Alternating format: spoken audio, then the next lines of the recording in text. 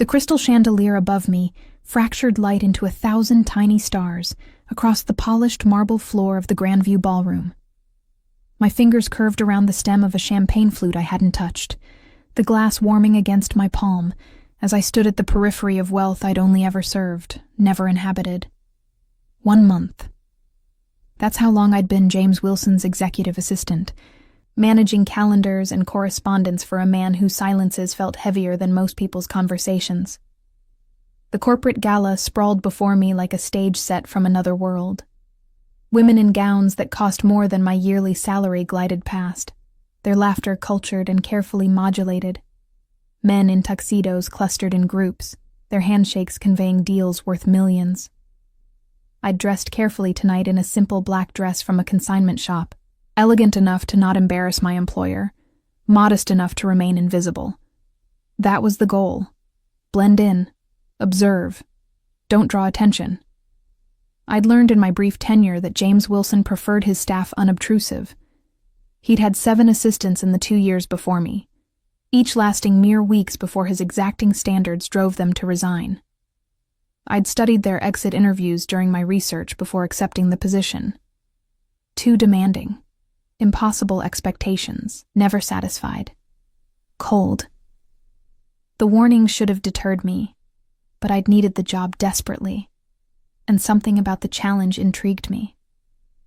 My first day, James had looked at me exactly once, those dark eyes assessing me with the same attention he'd give a contract clause, then returned to his work without comment. In the 4 weeks since, our interactions remained strictly professional. He communicated through terse emails and brief verbal instructions. I responded with efficiency and precision, anticipating his needs before he articulated them. The dynamic worked. I intended to keep it that way. The ballroom doors opened, admitting a late wave of guests. I recognized several from photographs I'd reviewed in preparation for tonight. Wilson Enterprises business associates, potential partners, carefully vetted contacts. My job was simple. Circulate discreetly, remember faces and names, provide James with a detailed debriefing tomorrow morning.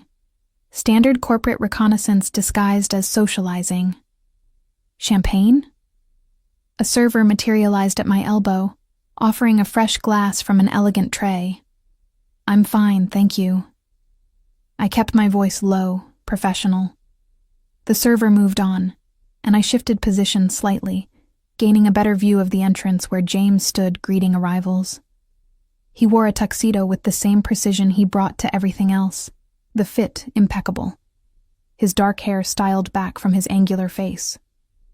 At 31, he commanded attention without effort, his presence making lesser men unconsciously defer. I'd noticed details about him over the past month.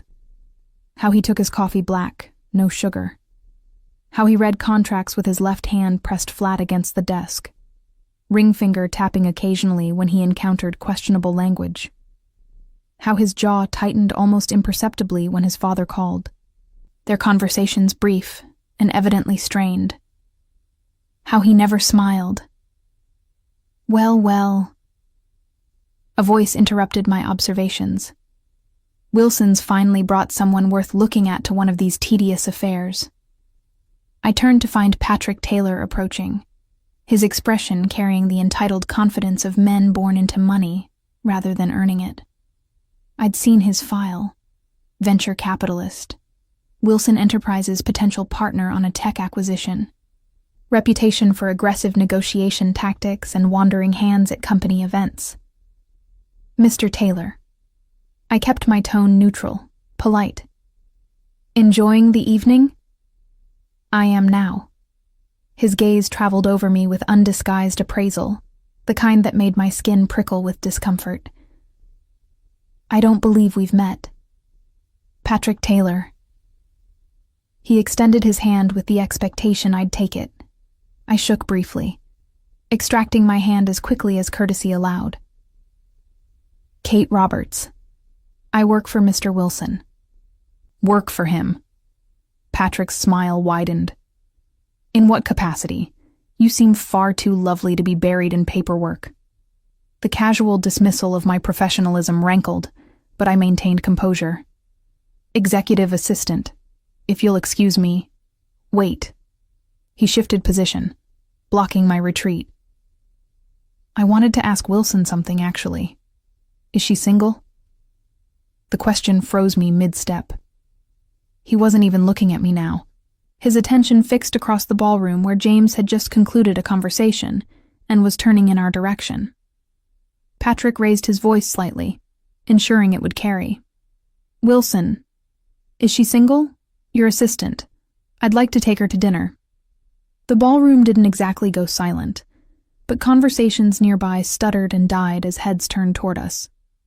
I felt heat crawl up my neck, mortification mixing with fury at being discussed like I wasn't standing right there. My mouth opened to respond with something cutting, but James reached us first. He moved with that particular grace I'd observed before, economical and purposeful. His dark eyes locked on Patrick with an intensity that made the other man's confident smile falter. Then James looked at me, and something in his expression shifted. Not softening exactly, but changing in a way I couldn't name. She's mine. The words dropped into the space between us like stones into still water. 2 syllables that reverberated through my chest and apparently through James's consciousness simultaneously, because his eyes widened fractionally, the first genuine surprise I'd ever seen him display. The silence stretched. Patrick blinked, confusion crossing his features. Several nearby guests had stopped pretending not to listen, and I stood there, champagne flute forgotten in my hand, staring at my boss who'd just claimed me like property in front of half the city's business elite. Something hot and reckless rose in my throat. The same impulse that had made me apply for an impossible job now made me tilt my chin up and meet James's gaze directly. Jealousy doesn't suit someone who pretends not to notice me, sir. The formal address carried just enough edge to cut. I watched his jaw tighten, that telltale sign of tension I'd learned to recognize. But instead of the ice I expected, something else flickered in his dark eyes. Something that made my pulse jump. Kate. My name in his voice sounded different than it ever had in our professional exchanges. Lower. Careful. A word. Now. Not a request. Never a request with James Wilson. But the heat in his gaze suggested this conversation would be nothing like our usual brief, formal interactions. Patrick opened his mouth to protest, but James turned that arctic stare on him, and whatever the venture capitalist saw, there made him step back with raised hands. Sure, Wilson, no problem. Didn't realize she was spoken for. Now you do. James's hand found the small of my back, proprietary and warm even through the fabric of my dress. He guided me away from the crowd, toward the French doors leading to the terrace. I should have objected, should have pulled away, should have reminded him that I was his employee, not his possession.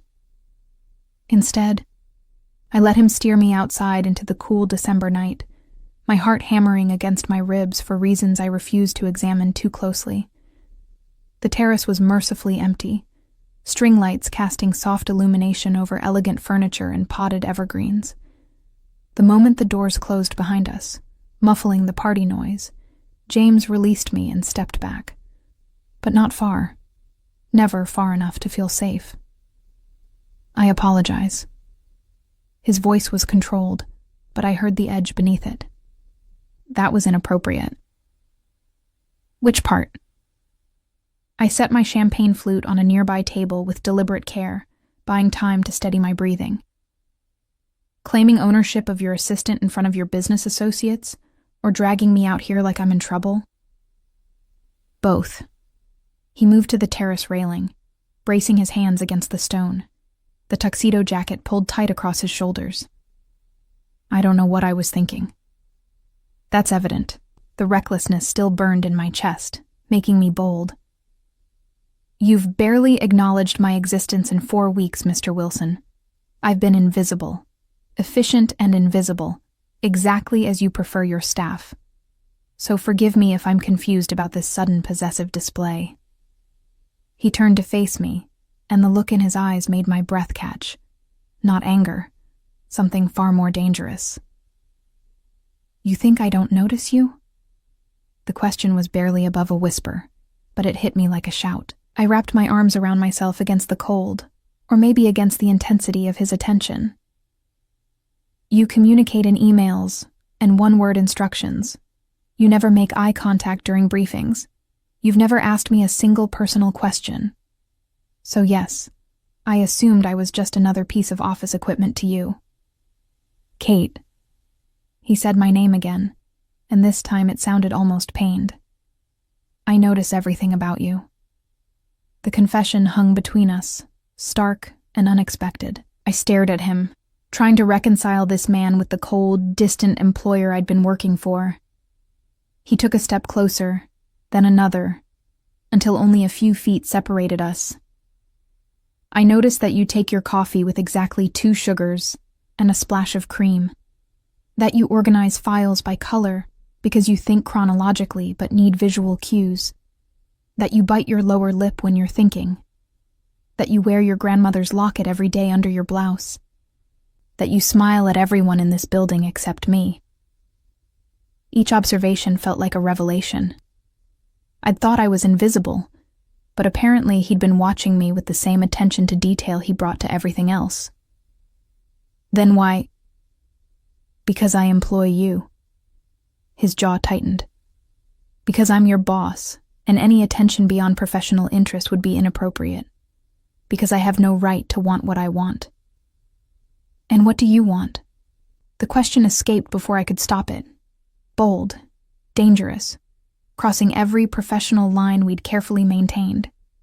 But his claim in that ballroom had shattered something between us, and I needed to know if I'd imagined the heat in his eyes, or if this impossible thing was real.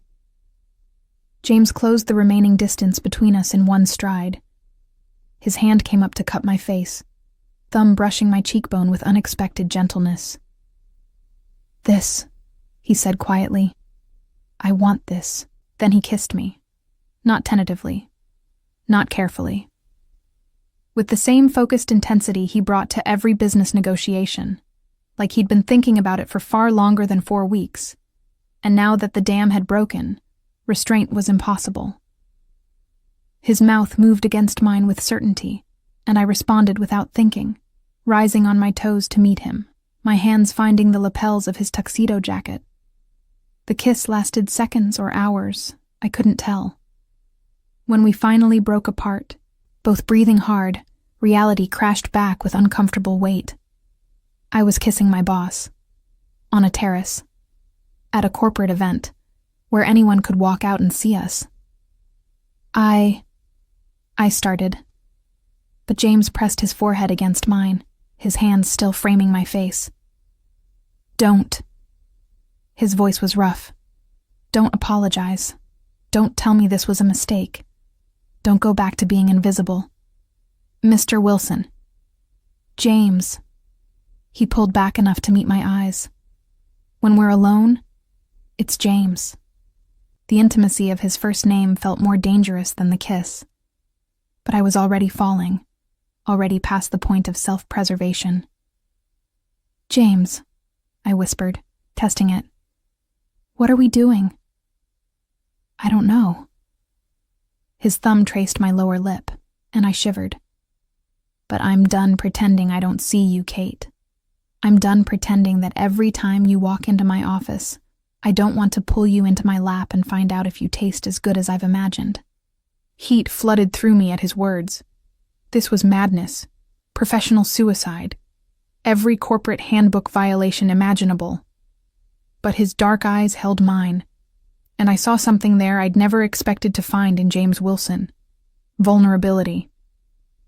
1 month, I said, my voice steadier than I felt.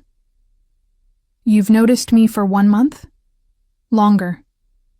He brushed a strand of hair behind my ear. The interview. You walked into my office, looked at me like I was a puzzle to solve rather than a reputation to fear, and told me you'd be the best assistant I'd ever had. I hired you on the spot and spent the next 3 days convincing myself it was because of your qualifications. And the month since? Torture. The word came out bitter. Watching you work. watching you be brilliant and efficient and completely unaware that you'd gotten under my skin, trying to maintain distance while wanting nothing more than to close it. So you claimed me in front of everyone. I stepped back, needing space to think. That's not professional interest, James. That's possession. I know. He didn't try to close the distance again, giving me room. And I have no excuse except that watching Taylor look at you like you were available made something snap. I'm sorry. The apology should have helped. Instead, it complicated everything further. Because despite the impossibility, despite the power imbalance and professional ethics, despite every rational reason to walk away, I didn't want an apology. I need you to understand something. I wrapped my arms around myself again, suddenly cold. I can't be your assistant and your... whatever this is. It's not fair to me and it's not sustainable. Pain flashed across his features, quickly masked. I understand. I'll have HR process your transfer first thing Monday.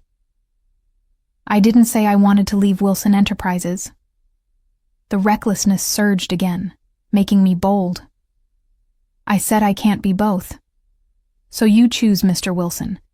Keep your perfect assistant who remains professional and invisible, or see where this impossible thing leads. But you don't get both.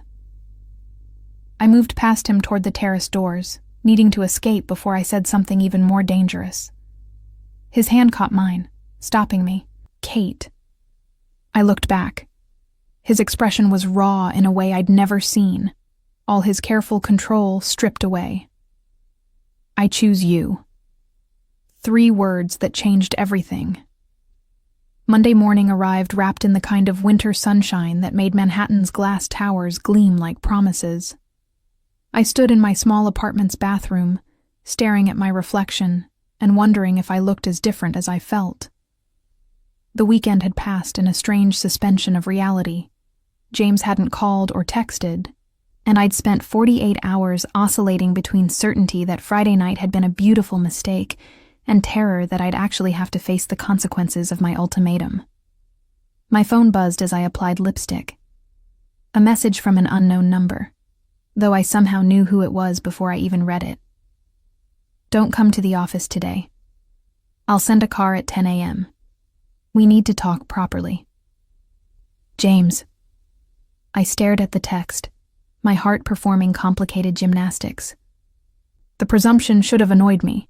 Just another command from a man used to absolute obedience. But the "we need to talk properly" softened it, suggested this was negotiation rather than decree. Where are we going? I typed back. Somewhere we won't be interrupted. Trust me. Trust. Such a simple word. Such complicated implications. But I found myself texting okay before I could overthink it. Then spent the next 2 hours trying on and discarding outfit after outfit before settling on a navy dress that split the difference between professional and approachable. The car arrived precisely at 10. Not a corporate sedan, but a sleek black vehicle with tinted windows and a driver who opened the door without speaking. The interior smelled of leather and something expensive I couldn't name. As we pulled into traffic, I noticed we were heading uptown, away from the financial district. My phone buzzed again. Thank you for coming. I know this is unconventional. Everything about this is unconventional, I replied. Where are we going? My apartment. Before you panic, my housekeeper is there. This isn't a seduction attempt. I just need privacy for this conversation. The apartment turned out to be a penthouse overlooking Central Park, all clean lines and floor-to-ceiling windows. The housekeeper, a professional woman in her 50s who introduced herself simply as Margaret, greeted us with coffee service already prepared in the living room, then discreetly vanished. James stood by the windows, still in his suit despite it being mid-morning. He looked like he hadn't slept well, fine tension visible in his shoulders. Thank you for coming, he said, not turning from the view. You keep thanking me. I set my purse on a chair, moving closer, but maintaining distance. Like you expected me to refuse. I would have understood if you had. He finally turned, and the vulnerability in his eyes matched Friday night. What I did at that gala was unforgivable. Claiming you publicly, putting you in an impossible position. You would have been entirely justified in filing a complaint with HR. Is that what you think I want? To file complaints? I crossed my arms, suddenly irritated. I'm not some helpless employee, James. I made my own choice Friday night. I kissed you back. I gave you an ultimatum. Stop acting like I'm a victim of your terrible behavior. Something shifted in his expression. Not quite a smile, but close. You're angry. I'm confused. I moved to the windows, needing to look at something other than him. You spend a month pretending I don't exist, then claim me like property, then reveal you've been watching me the entire time. Now you bring me to your home for some mysterious conversation that apparently requires complete privacy. So yes, I'm a little angry and very confused. I brought you here because I need you to understand what choosing me means. His voice was carefully controlled. And because I need to know if you're sure. I turned to face him. I wouldn't be here if I wasn't sure. You don't know everything. He moved to the coffee service, pouring 2 cups with practiced ease. About me. About my life. About what being with me entails. So tell me. I accepted the cup he offered, our fingers brushing briefly. Start with why you have 7 assistants in 2 years who couldn't handle working for you. His mouth quirked slightly. You researched me. Of course I researched you. I research everything. I sipped the coffee. Perfect, naturally. And waited. James was silent for a long moment, seeming to choose his words carefully. Wilson Enterprises is successful because I demand perfection. But there's another reason my employees don't last. They discover things they shouldn't. Ask questions they shouldn't. Notice patterns in my schedule and contacts that don't add up to legitimate business. My pulse quickened. What kind of patterns? The kind that get people fired when they dig too deep.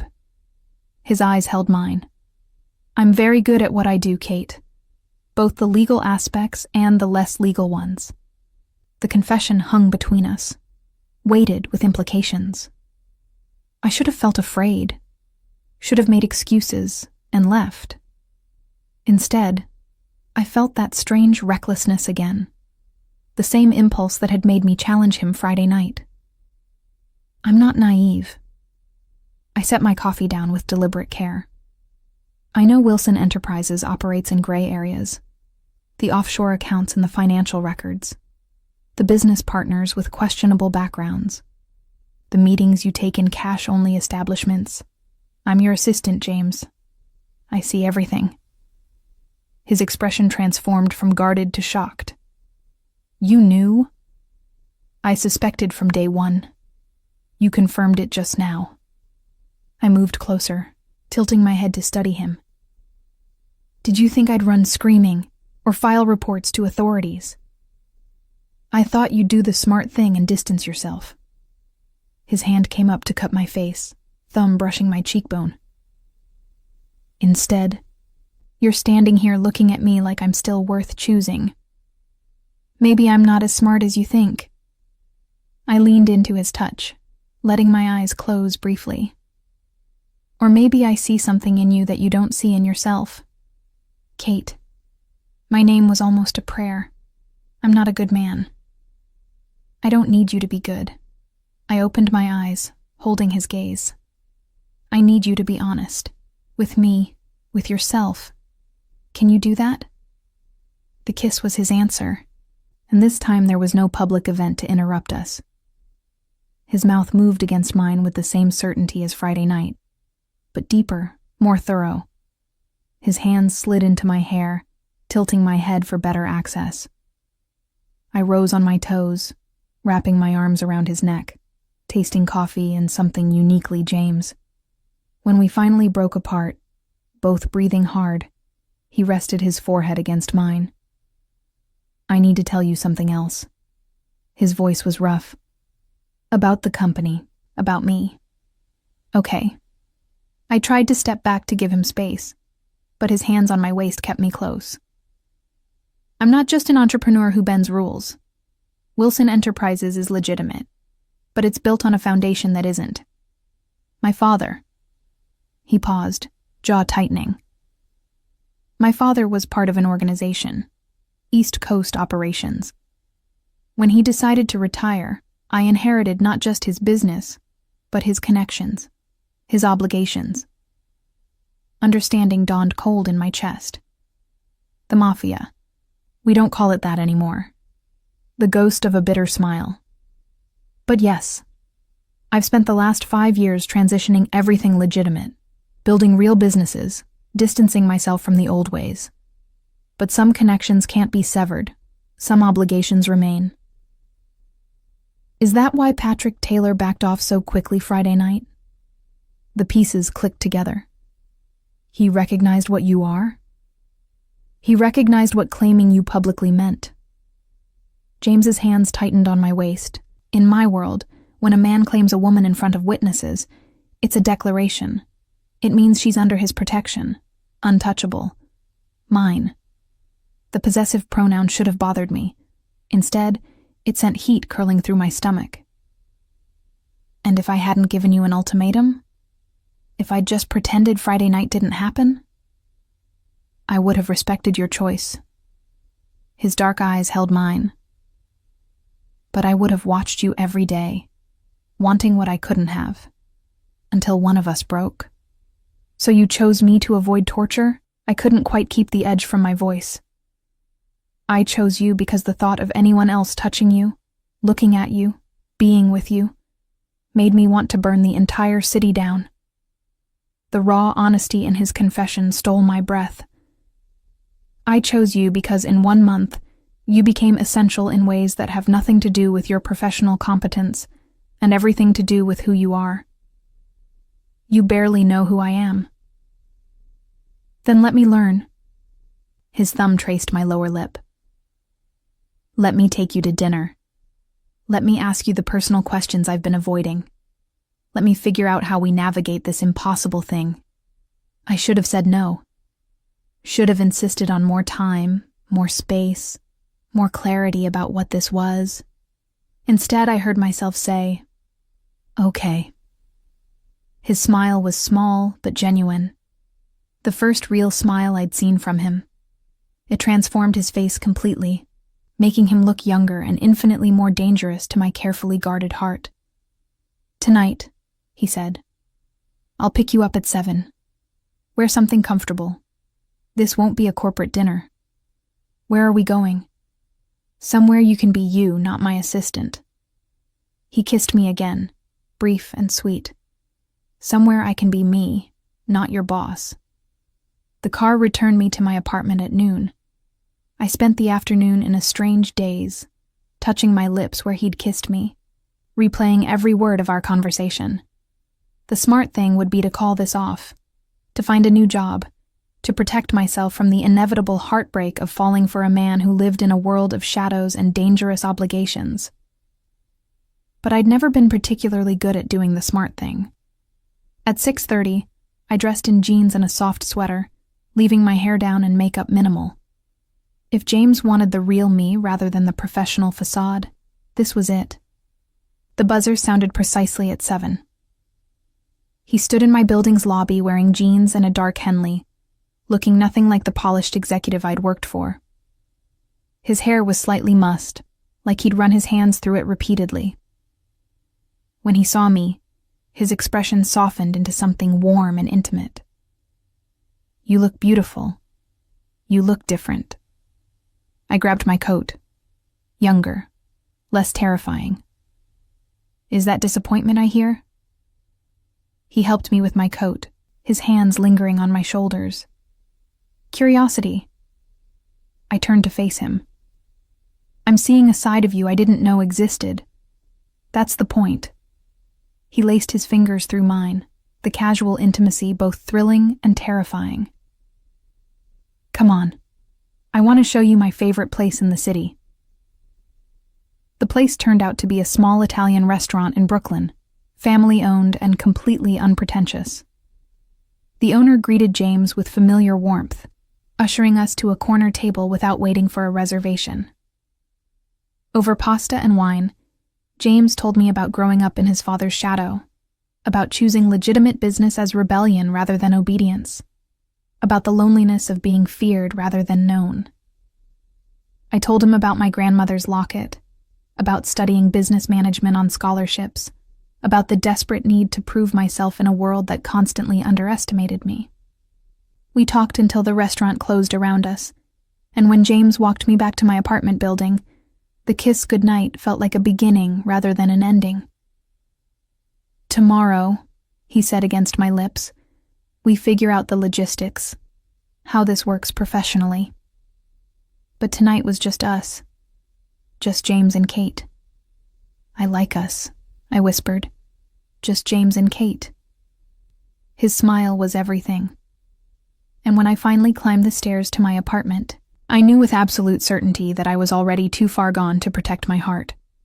3 weeks passed in a strange double life that left me breathless and confused in equal measure. During business hours, I remained James's executive assistant, efficient, professional, invisible in the ways that mattered to Wilson Enterprises operations. But the moment office doors closed, I transformed into something else entirely. Kate, not Miss Roberts. His Kate, as he'd taken to calling me with a possessiveness that should have alarmed me, but instead made my stomach flip. We were careful, excruciatingly, frustratingly careful. No public displays, no lingering touches in the office, no indication that our relationship had shifted from professional to intimately personal. James hired a new assistant, Maggie Davies, a competent woman in her 50s who handled his schedule with brisk efficiency, while I transitioned to a newly created strategic analysis position. The promotion came with a raise and an office on a different floor, eliminating any appearance of impropriety while keeping me within Wilson Enterprises' infrastructure. It was clever, calculated, exactly the kind of solution I'd expect from a man who'd spent years navigating dangerous waters. But tonight, sitting across from James at his dining table, while his housekeeper served dinner with practiced discretion, I finally voiced the concern that had been growing for weeks. "We need to talk about what this is." James set down his wine glass, his dark eyes assessing me with the same attention he gave to contracts. "All right. What do you want to know?" "Everything." I pushed my plate away, appetite vanished. "We've been doing this dance for almost a month now. Dinner dates, late-night conversations in your apartment, kisses that stop before they go too far. But we haven't actually discussed what we're doing or where this is going. What do you want it to be?" The question shouldn't have surprised me. James had a habit of turning inquiries back on me, forcing me to articulate desires I'd rather leave unspoken. But after weeks of this careful choreography, I was done with evasion. I want honesty. Complete honesty. Not the edited version you've been feeding me. I stood, moving to the windows that overlooked the city. "You told me your father was connected to organized crime. You told me you're transitioning to legitimate business. But you haven't told me what that actually means. What dangers still exist. What obligations you can't escape." I heard him move behind me, felt his presence before his hands settled on my shoulders. "You're right." His voice was quiet, measured. "I've been protecting you by keeping certain details vague, but that's not fair to you. So tell me." I turned in his arms, tilting my head back to meet his gaze. "Tell me everything." James was silent for a long moment, his jaw tightening with the tension I'd learned to recognize. Then he took my hand, leading me to the sofa where we'd spent countless evenings talking about everything except the elephant between us. 5 years ago, when my father retired, I inherited his position in what people call the syndicate, East Coast operations, primarily New York and Boston. It's not like the movies. We don't run protection rackets or peddle drugs. It's more sophisticated now. Money laundering through legitimate businesses, strategic acquisitions that consolidate power, influence over unions, real estate, certain political circles. I listened without interrupting, letting him speak. I've spent these 5 years systematically dismantling everything illegal while building legitimate enterprises. Wilson Enterprises is completely clean. I made sure of that before I ever hired you. But there are still connections I can't sever. Obligations to old partners. Debts owed by my father that I'm expected to honor. Like what? Like attending certain meetings, facilitating certain introductions, turning a blind eye to certain activities. His hands tightened on mine. Nothing that compromises my legitimate business, but enough that I'll never be completely free of that world. And the danger? The question I'd been avoiding. The reason your previous assistants left when they learned too much. There are rival organizations, old grudges, people who resent my transition to legitimacy because it threatens their own operations. His expression was grim. Anyone close to me becomes a potential target. That's why I've been careful with you, Kate. Why I've kept you at arm's length even while wanting you close. Why claiming you publicly was simultaneously the most dangerous and the most protective thing I could do. Understanding clicked into place. Because making it clear I'm yours means anyone who touches me answers to you. Exactly. His thumb traced circles on my palm. In my world, that declaration carried weight. It told everyone who matters that you're under my protection. Untouchable. But it also marked you as mine. And there are people who would see you as leverage against me. The reality settled cold in my chest. I should have felt terrified. Should have run immediately. Instead, I felt something else. A strange calm that came from finally understanding the full picture. Why me? The question emerged quieter than intended. You could have anyone, James. Women who understand your world. Women who come from families like yours. Why choose me and all these complications? He stood abruptly, moving to the windows like he couldn't sit still any longer. For a long moment, he just stood there, backlit by city lights, his shoulders rigid with tension. Can I tell you something? His voice was rough. About the first time I saw you? I nodded, even though he couldn't see me. You walked into my office for that interview wearing a suit from a department store and determination that could cut glass. You looked at me like I was a puzzle to solve rather than a reputation to fear. Everyone else who'd interviewed treated me with either fawning deference or barely concealed terror. But you? You sat down, crossed your legs, and told me exactly how you'd revolutionize my filing system and why my current calendar management was inefficient. Despite the heaviness of our conversation, I smiled slightly. I remembered that interview, my desperation for the job warring with my inability to kiss ass, even when it would have been smart. I hired you on the spot because I recognized something in you. That same thing I see every time I look in the mirror. Someone fighting tooth and nail to prove they're more than people assume. More than where they come from. More than the limitations others try to impose. He turned to face me, and the expression on his face made my breath catch. You're brilliant and fierce and completely unaware of your own power. You challenge me in ways no one else dares. You see through my careful control to the person underneath. And when I'm with you, I'm not the cold businessman or the crime boss's son or the man everyone fears. I'm just me. Someone who can be vulnerable without it being used against me. The confession hung between us, raw and honest.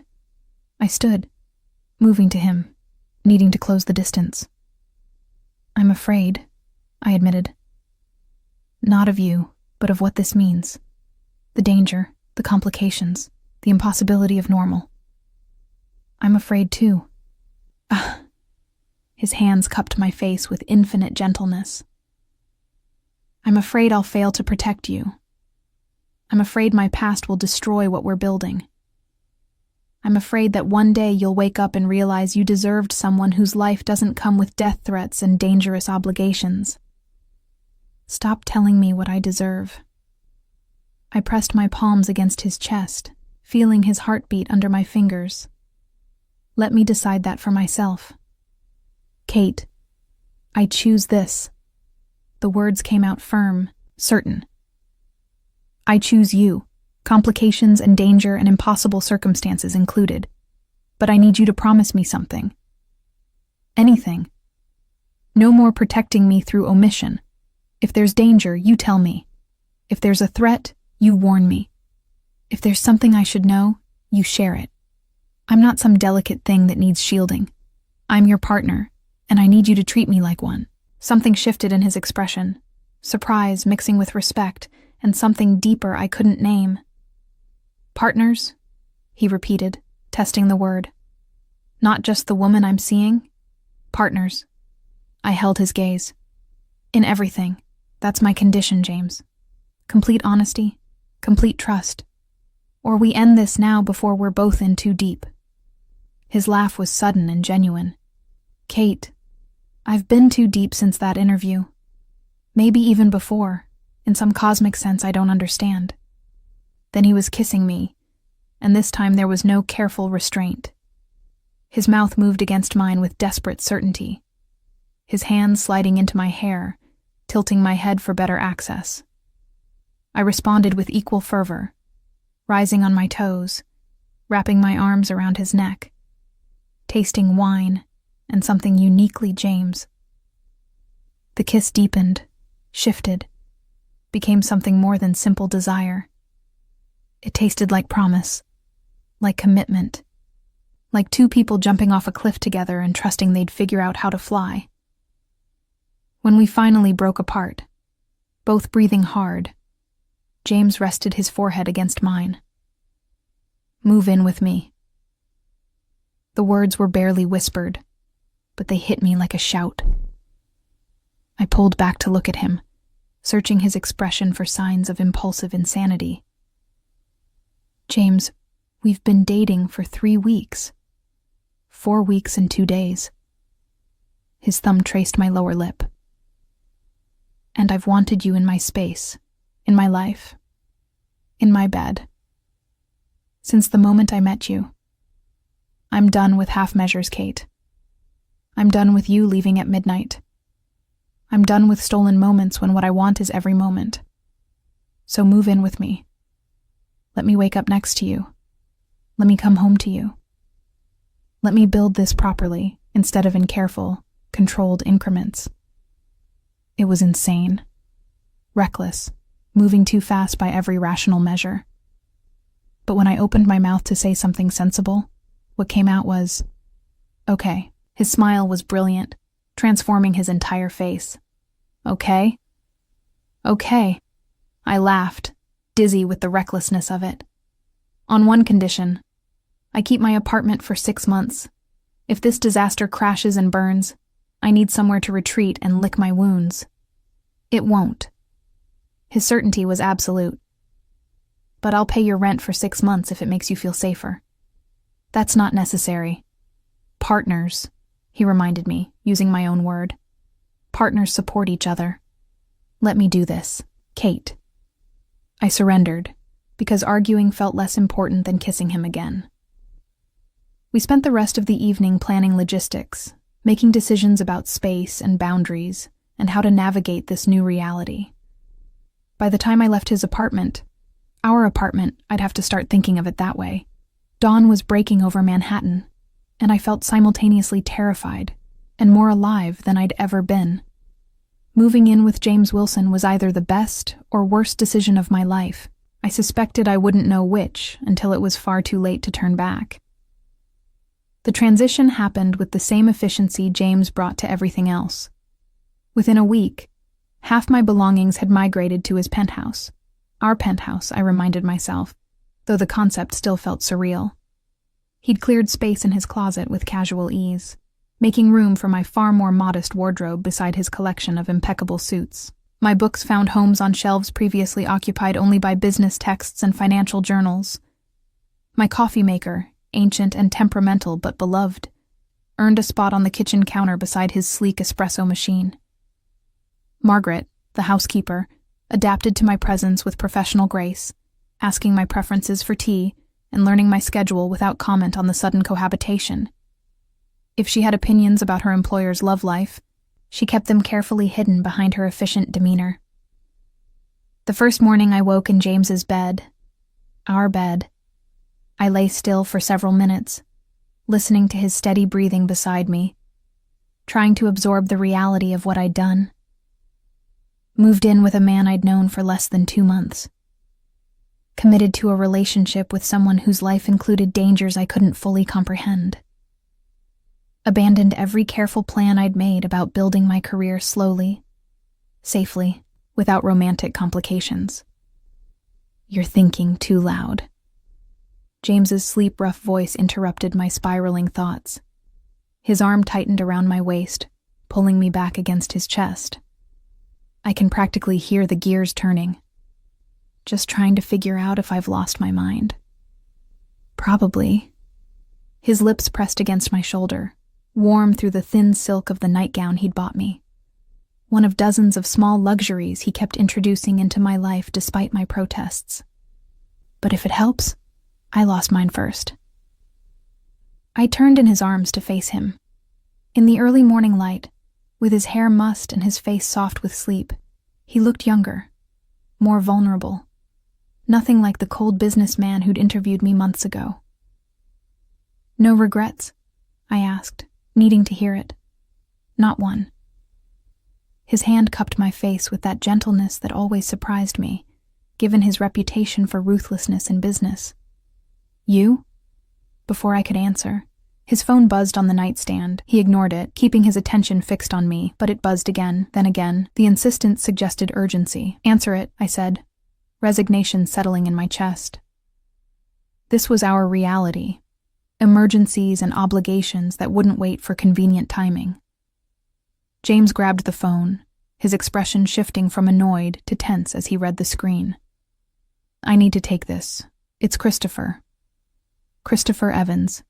I'd learned the name over the past weeks as James gradually introduced me to the players in his complicated world. A rival family's second son, known for aggressive expansion and a particular talent for finding people's pressure points. James kissed me briefly before rolling out of bed and walking to the windows to take the call. I watched his shoulders tighten, his jaw clench with familiar tension as he listened to whatever Evans was saying. The conversation was brief, conducted in those careful, neutral tones that meant danger. "I need to meet him tonight." James returned to bed, but didn't relax, sitting against the headboard with tension vibrating through his frame. "There's a situation developing. Territorial dispute that could escalate if we don't handle it correctly." Define, handle it correctly.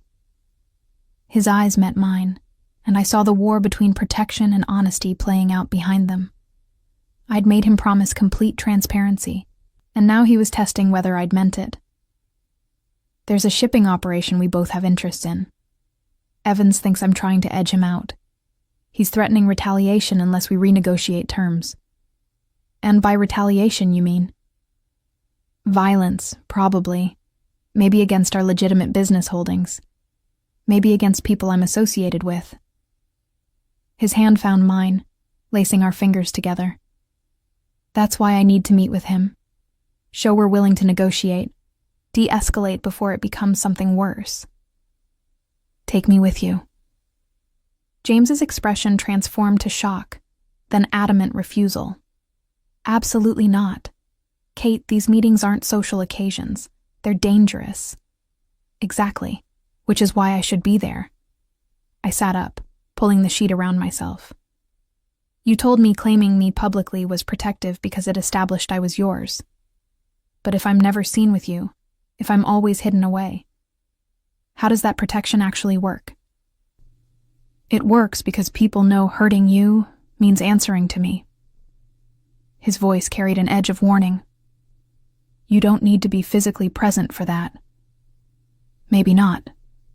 But I need to understand your world if we're going to make this relationship work.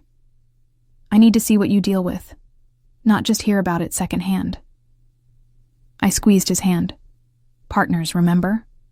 Complete honesty, complete trust. That goes both ways. For a long moment, James was silent, his dark eyes searching my face for something I couldn't name. Then he exhaled roughly, running his free hand through his hair. "This is a terrible idea." "Probably. But you're going to say yes anyway, aren't you?"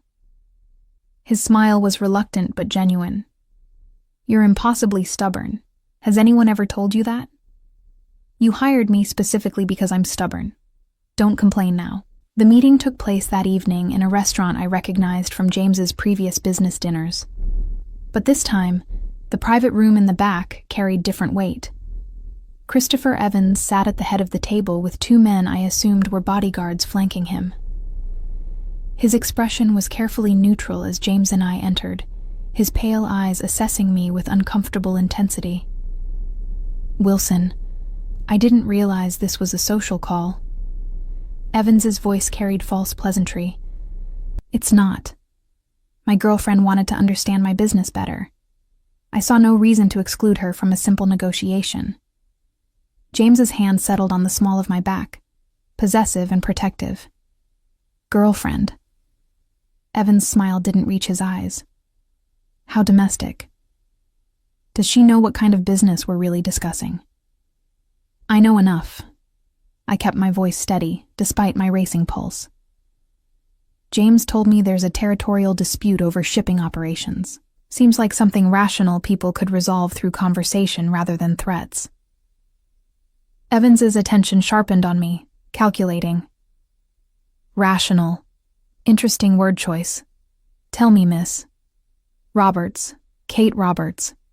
I met his gaze directly, refusing to show the fear curling in my stomach. "Miss Roberts, do you know what happens when people interfere in matters they don't understand?" "I imagine they get hurt." I kept my expression neutral, but I also imagine that smart businessmen recognize when escalation costs more than compromise. Retaliation is expensive, in resources, in attention from law enforcement, in damaged relationships with mutual associates.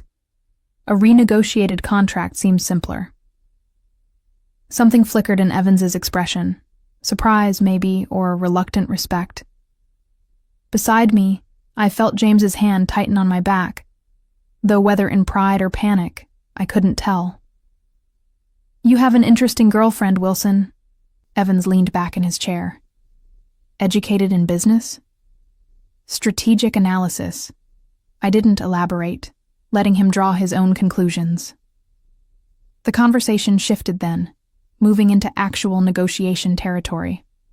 I remained mostly silent, observing dynamics and power plays as James and Evans circled each other verbally, testing boundaries and establishing terms. What struck me most was how similar it was to legitimate business negotiations I'd observed. The same careful language, the same strategic concessions, just with higher stakes and more dangerous consequences for failure. By the time we left 2 hours later, James had secured a compromise that gave Evans expanded territory in exchange for reduced percentage takes on shared operations. It wasn't everything either man wanted, but it was workable, a foundation for peace rather than war. In the car back to the penthouse, James was silent for several long minutes. I watched the city lights blur past the tinted windows, trying to process what I'd just witnessed.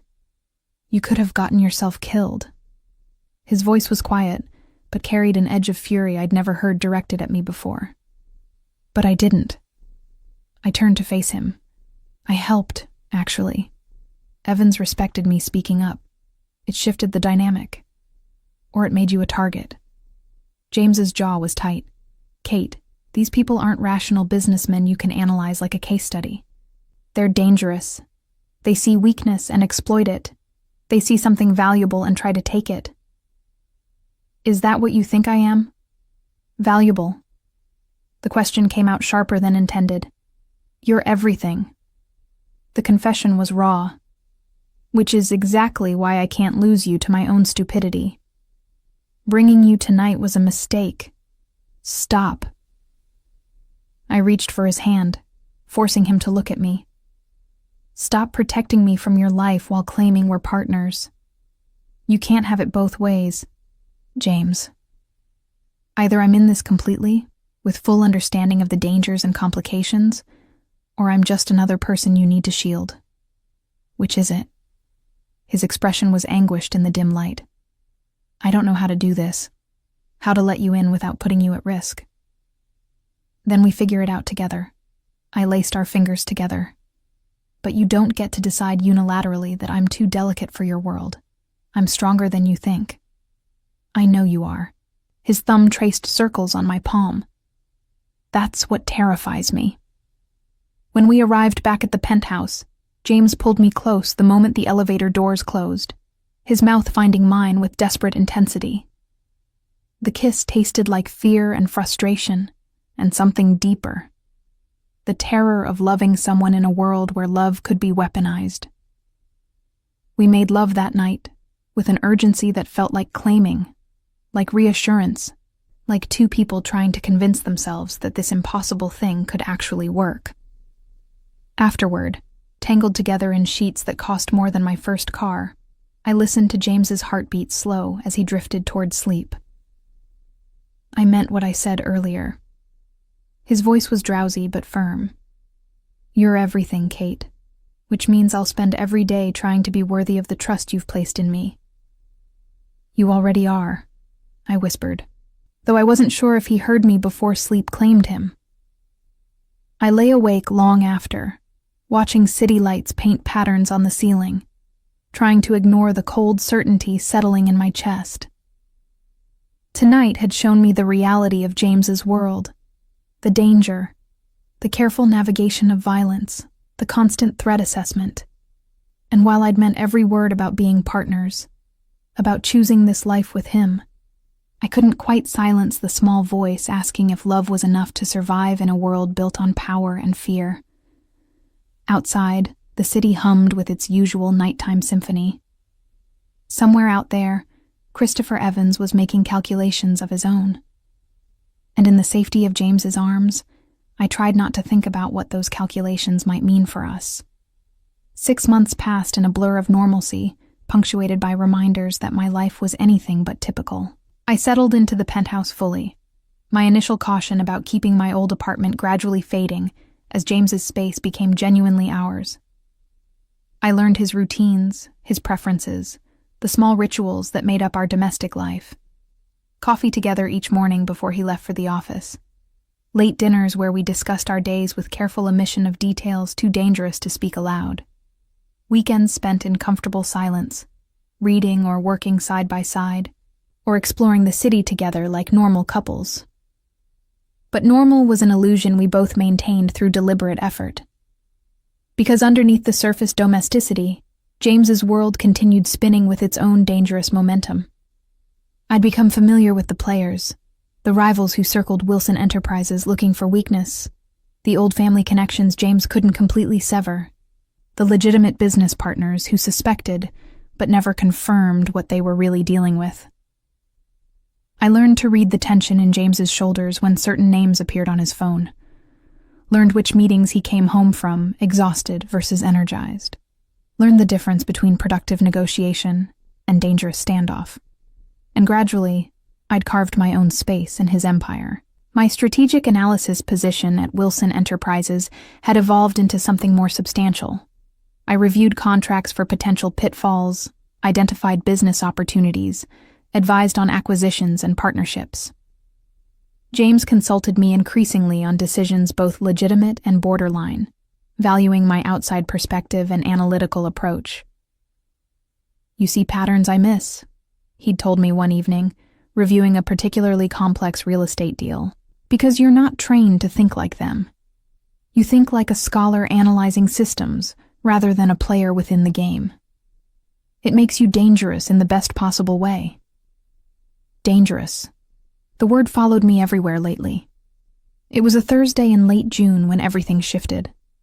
I was working from home, reviewing quarterly reports for Wilson Enterprises' shipping subsidiary, when my phone rang with an unknown number. Hello? Miss Roberts. The voice was cultured, male, unfamiliar. My name is Lawrence Blackwood. I'm an attorney representing certain interests that overlap with Wilson Enterprises. I sat straighter, immediately alert. James had taught me to be wary of unexpected calls, especially from lawyers.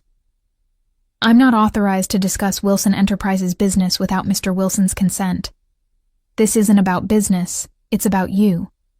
A pause. Specifically, your relationship with James Wilson and what that relationship means for your safety. Cold prickled down my spine. I don't know what you're implying. I'm implying nothing. I'm stating facts. Papers rustled in the background. You've been living with Mr. Wilson for 6 months. You've been seen with him at various business functions. You've even attended at least one meeting with Christopher Evans, a known competitor in Wilson's less legitimate operations. This makes you a person of interest to several parties. Get to the point. I kept my voice steady through sheer willpower. The point is that people close to powerful men become targets, Miss Roberts.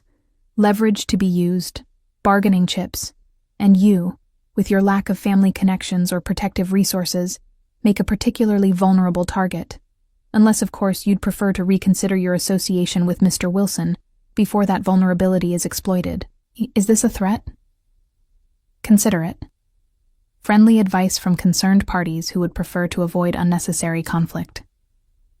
The smile was audible in his voice. James Wilson has made enemies through his transition to legitimate business. Those enemies are always looking for pressure points. Don't make yourself one. The call disconnected before I could respond.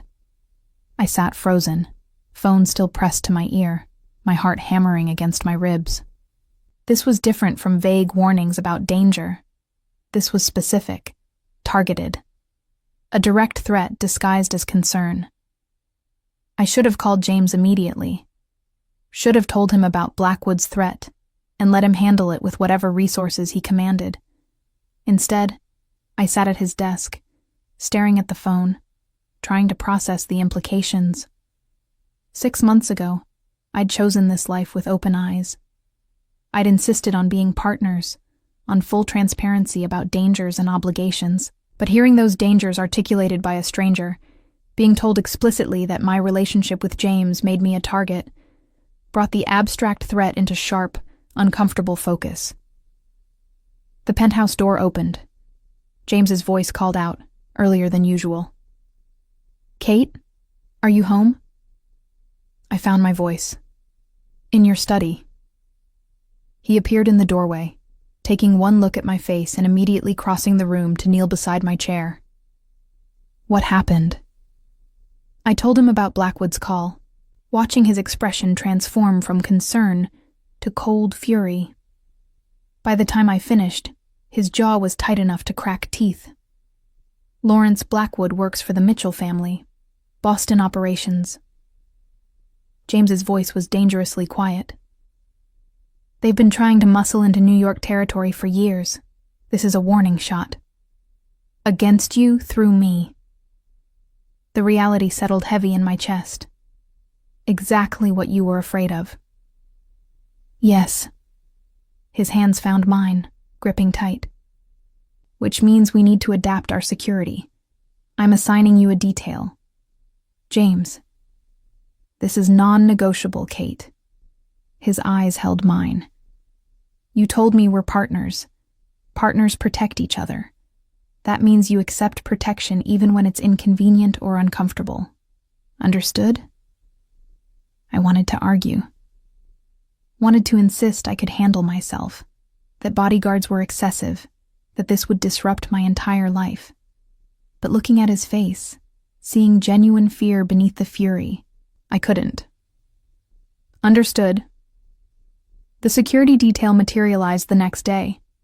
2 professionals, a man named Marcus and a woman named Rachel, who maintained discreet distance while ensuring I was never truly alone. They accompanied me to the office, to meetings, to coffee with friends. Their presence was simultaneously reassuring and suffocating. I feel like a Mafia princess in a movie, I told James one evening, watching Rachel stationed casually near the penthouse entrance. Except, I didn't sign up for this role. You signed up the moment you moved in with me. His arms came around me from behind, chin resting on my shoulder. I know it's difficult, but the alternative is you being vulnerable, and I can't accept that. The alternative is me living my life without being constantly monitored. Kate. He turned me to face him. The Mitchells don't make empty threats. Blackwood's call was a warning that they're watching you, looking for opportunities. Until we resolve this situation, security isn't optional. And how do we resolve it? What does that even mean? It means I meet with the Mitchells, establish clear boundaries, make it unequivocally clear that touching you means war they can't afford. His expression was grim. It means reinforcing what I established at that gala months ago, that you're mine, and anyone who harms you answers to me. The possessive declaration should have bothered me. Instead, it made something fierce and warm bloom in my chest, because beneath the territorial language was genuine fear for my safety. Love expressed through the only vocabulary James's world understood. The meeting with the Mitchells happened 2 weeks later. James wanted me nowhere near it, but I'd insisted on the same argument as before. If I was truly his partner, I needed to understand these situations fully. The compromise was that I'd stay at the penthouse with Marcus and Rachel, while James met with Mitchell leadership at a neutral location. I spent those hours pacing the living room, jumping at every notification on my phone, imagining worst-case scenarios. When James finally returned at midnight, exhausted but unharmed, relief flooded through me so intensely I nearly collapsed. "It's handled." He pulled me into his arms, holding tight. The Mitchells backed off. "Agreed to respect our territory and leave you alone." "What did you promise them?" "Access to certain European shipping routes I've been developing. It was worth the concession to ensure your safety." His hand cupped my face. "You're worth any concession, Kate." I wanted to believe it was over, wanted to accept his reassurance and move forward. But something in his expression suggested complications he wasn't sharing. "What else?" I pulled back to study his face. "There's something you're not telling me." James was silent for a long moment, internal war visible in his eyes. Then he sighed, leading me to the sofa. "The Mitchells agreed to leave you alone, but they made it clear they see my relationship with you as weakness, evidence that I've gone soft, that I'm prioritizing personal attachments over business. Other families will see it the same way, which means I need to demonstrate strength elsewhere, be more aggressive in other negotiations, show that protecting you doesn't mean I'm vulnerable." "You mean become more dangerous to prove you're still dangerous." The reality was bitter. "I've made you a target too, in a different way." "No." His hand found mine, lacing our fingers together. "You've given me something worth protecting. There's a difference. Before you, I had nothing to lose except business interests and reputation. Now I have something infinitely more valuable. That doesn't make me weak. It makes me more careful and more ruthless about eliminating threats." The logic was twisted, but somehow made sense within James's world. I was both his greatest vulnerability and his motivation for being uncompromising. The thing that could destroy him, and the thing worth destroying others to protect. "I don't know if I can live like this." The confession escaped quietly. "Always wondering if loving you puts you at risk, or puts me at risk. Always calculating security implications instead of just existing." "I know." He pulled me against his chest, and I felt his heartbeat steady beneath my ear. "But I also know I'm not letting you go. So we figure out how to navigate this together. How to build a life that acknowledges the dangers without being consumed by them.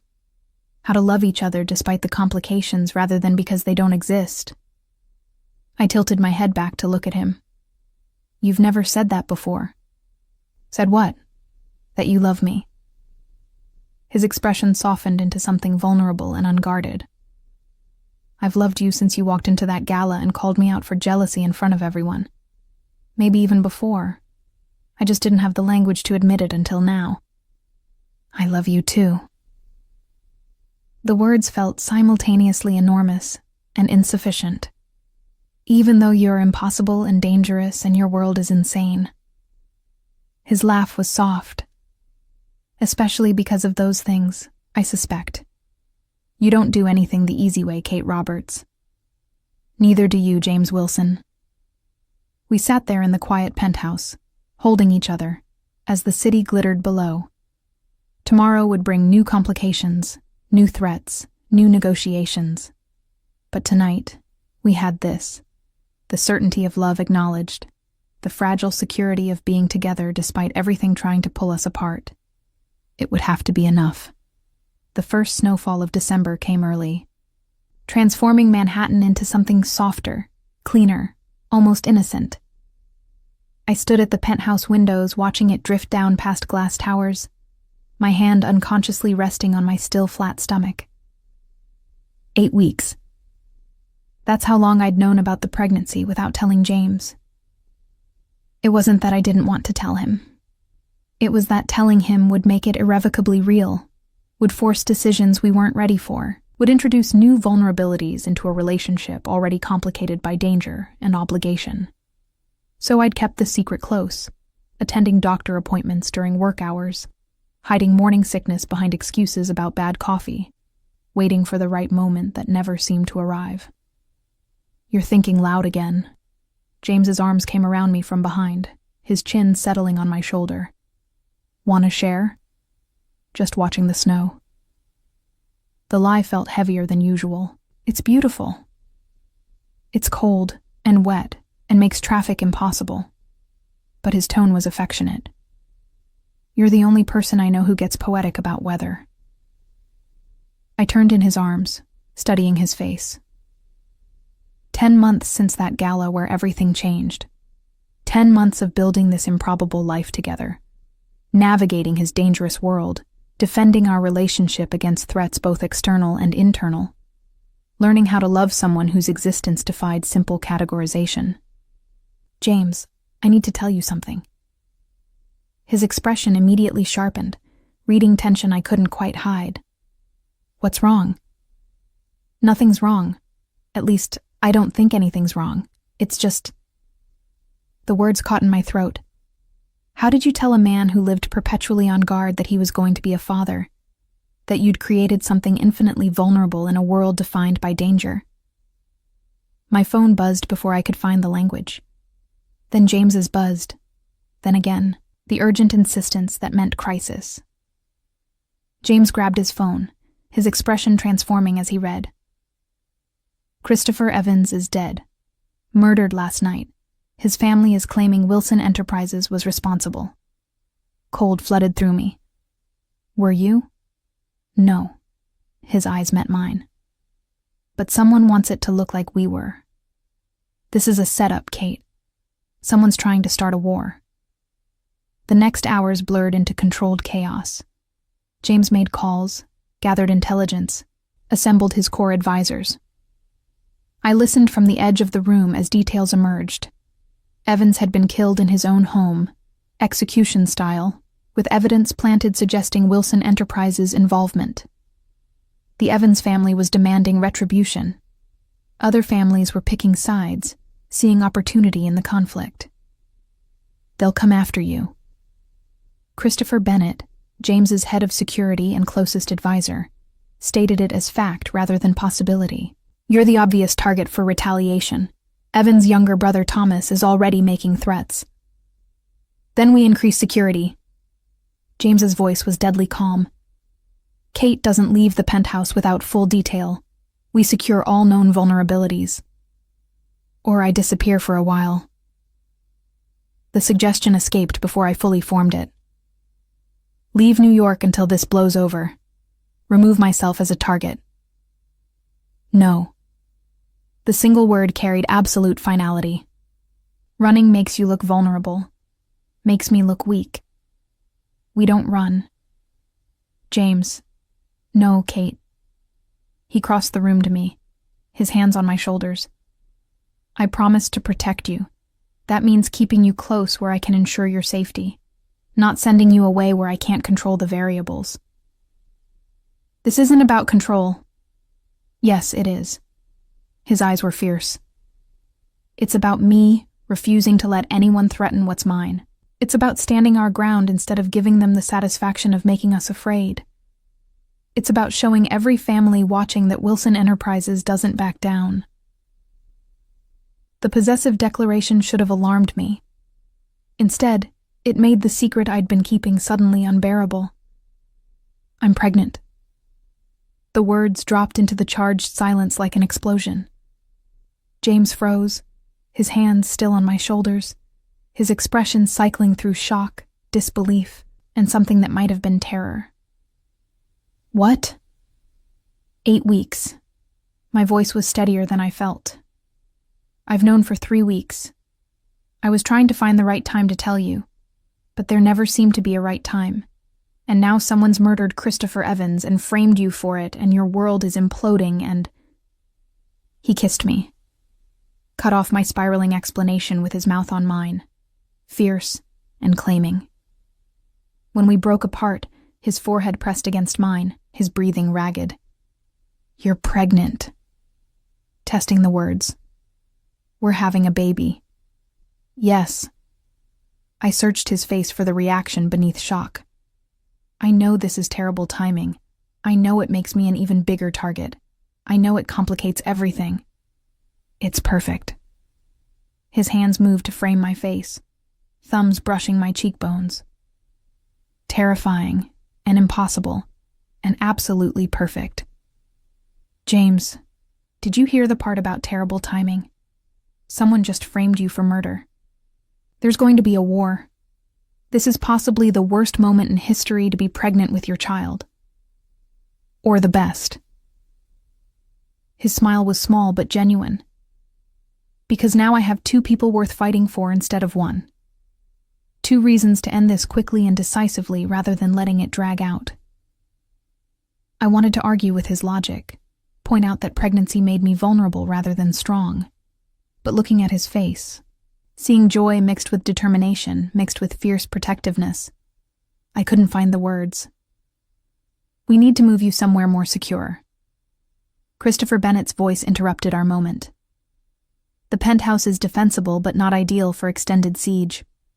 Agreed. James's arm came around my waist, pulling me against his side. The Connecticut property, full security team, medical staff on standby given Kate's condition. I'm not an invalid, I protested. Being pregnant doesn't mean I need medical staff hovering.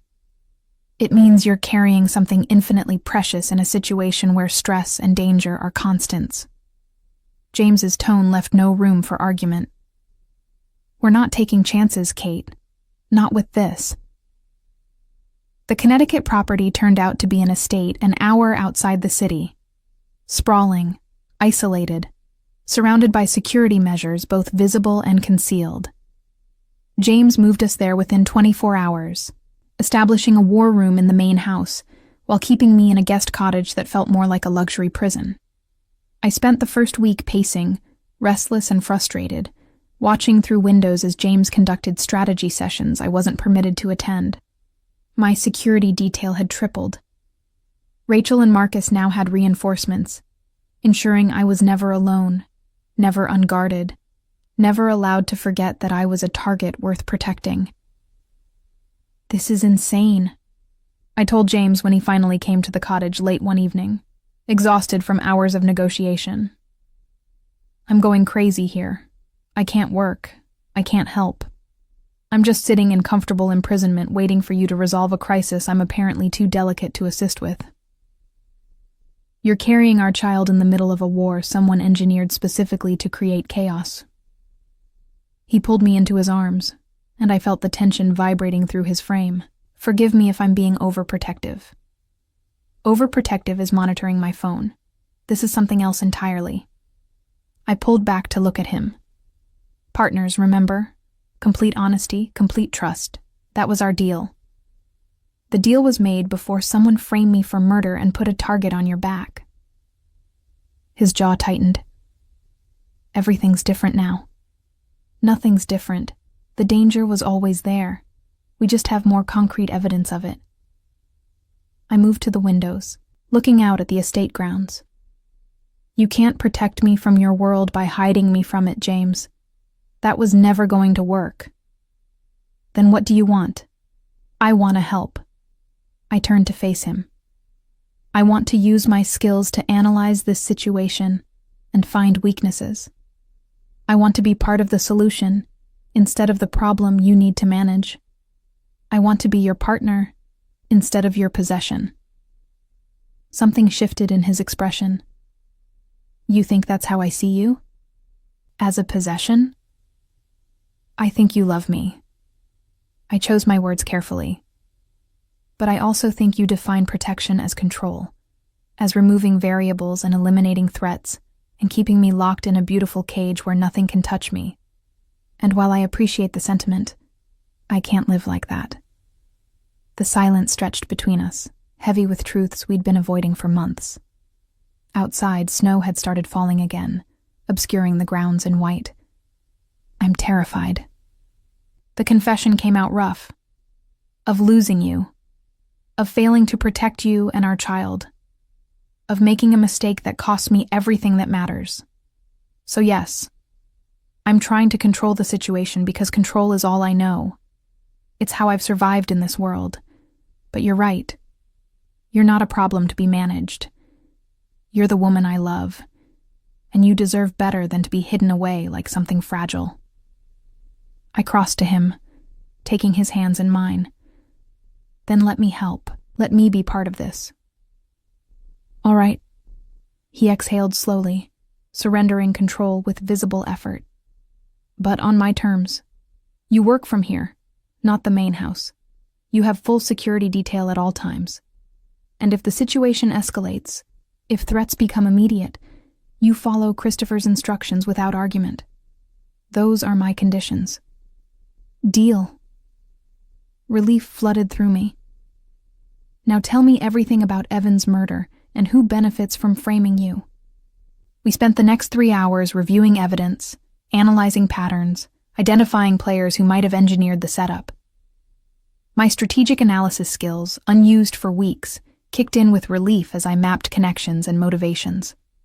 By midnight, we'd developed a theory. The Mitchell family, still resentful of concessions James had forced months ago, had orchestrated Evan's death to both eliminate a competitor and destabilize Wilson's position. It's elegant in a twisted way, I said, studying the diagram we'd created. They remove Evans, frame you, and then step in as peacemakers when both families are weakened by conflict. They gain territory without firing a shot, which means we need proof before accusing them. James rubbed his eyes, exhaustion evident, and proof is difficult when they've had time to cover their tracks. Not impossible, though. An idea was forming. The Mitchell family has a logistics operation in New Jersey. I reviewed their financial records months ago when we were considering a partnership. They have patterns, specific contractors they use, specific routes they prefer. If they orchestrated this, there will be traces in those patterns, anomalies in the days leading up to Evan's death. James's expression sharpened. Can you find those traces? Give me access to the right databases in 3 days. I'll find them. It took 4 days rather than 3, working late into the nights, while James coordinated with allies and managed increasingly hostile negotiations with the Evans family. But I found what we needed. Payments to a contractor with connections to Evans' security team, travel records showing Mitchell operatives in New York the week of the murder, communication patterns that revealed coordination timing. The proof wasn't absolute, but it was substantial. Enough to cast serious doubt on Wilson Enterprises' involvement and shift attention to the actual orchestrators. James presented the evidence at a meeting of family heads, with me listening via secure video feed from Connecticut. I watched as calculations shifted, as alliances reformed, as the Mitchell family found themselves suddenly isolated and defensive.